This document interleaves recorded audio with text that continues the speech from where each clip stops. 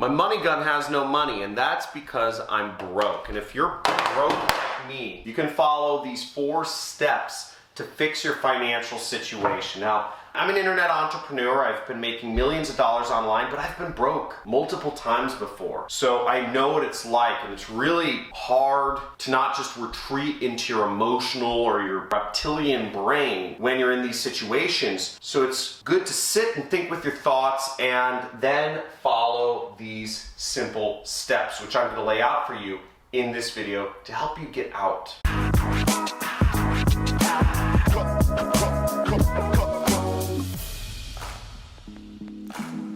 When you're struggling financially, it's hard. It's hard to think. It's hard to find a way out. You want a lottery ticket to just come up with the winning numbers, right? You want that miracle job offer to just appear and you get accepted for that great job making $5,000 or whatever it is a month. Or you just want that online business that you've been struggling with, right? That online business that you know can work, that miracle online business. It's gonna make you a lot of money just to work and just to feed money into your bank account, just stuff it in there, right? But let's be real, is that you can't rely on any of those situations. You have to figure something out. And the first thing you have to figure out is you have to be open, right? Because that miracle, if you've never been successful in your own business before, it's not something to rely on. First off, you need a money vehicle, okay? A money vehicle. You need a money vehicle, and that's either a job or a business. Now, you can also get the best of both worlds, and you can find a job which helps give you skills and experience in order to take to your own business. Now, what I did when I got started was I always knew I wanted to be an internet entrepreneur and fly across the world and travel and do fun things, kite surfing, skiing, bungee jumping, etc.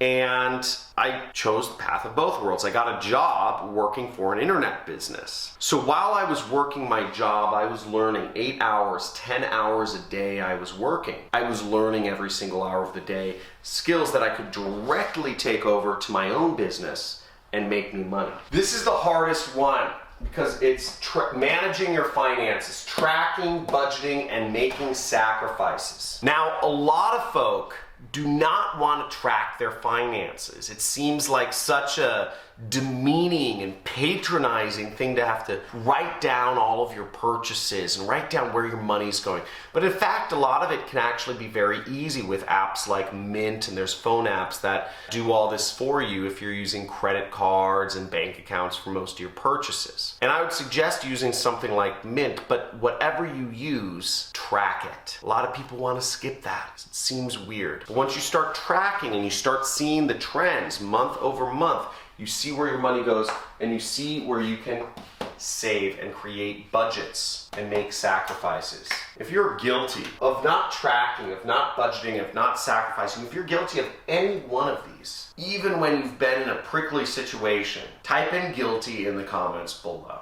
And it's okay. We're all on the John Crestani channel here. It's chill, no judgments, but make sure you take this into account. Type in guilty if you are, because understanding what you're doing is the first step to making changes. Okay, now generally speaking, if you're creating a budget, this is a fairly rough budget, but the buckets I've created were necessities, long-term savings, financial freedom, education, and fun. Now what you can do is you can bucket things this way, but you want to create a budget. Write it down. Start analyzing your finances. Start actually looking at things. Now, most people, this will work out, but 60% for necessities, 10% for long-term savings, 10% financial freedom, 10% education, and 10% fun. Now, what are these buckets and what is their importance? You might be wondering. Well, necessities are things like rent. They're things such as food, maybe it's health insurance, etc. Whatever you consider a necessity, these are necessities. And be real, don't say fun is a necessity. Fun is fun category. Fun category is stuff like vacations, trips, eating out. Education is investing in your own self. You're not gonna grow, you're not gonna get to the next level if you don't invest in your education. I know that might seem kind of self-serving because, hey, I'm a teacher here, right? Invest in education. But let's be real here. Most people spend way too much money on education. Most people spend like In America, people spend $100,000, $200,000 to send each of their kids to college. That's out of control. Financial freedom is long-term investments. It's cash flow stuff. And this isn't a necessity in the beginning, but I include it in there because I think it's important. Cash flow things can be stuff such as bonds. They can be things such as real estate. Really, I look at them as stuff such as real estate. That's where I'm putting my financial freedom stuff in income properties. And long-term savings in America, it's your retirement account. It's stuff you're not going to touch until you retire. And keeping a habit of always putting away 10% towards your retirement is a very good habit to get into. Now for me, my budget, it's a bit different than this. I'm in probably a different income tier than most people. I am in the 1%.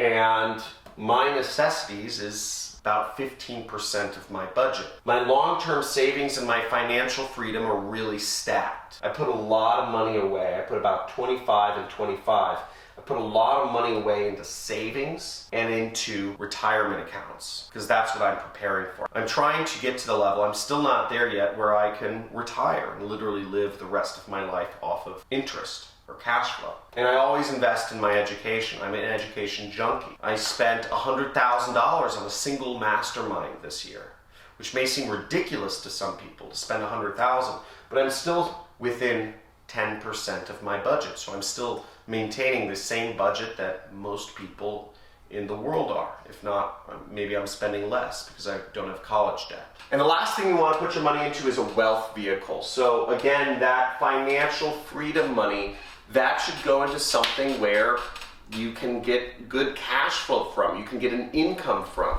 And that could be something like apartments, okay? Or investing in a duplex, or investing in a property that you rent out via Airbnb.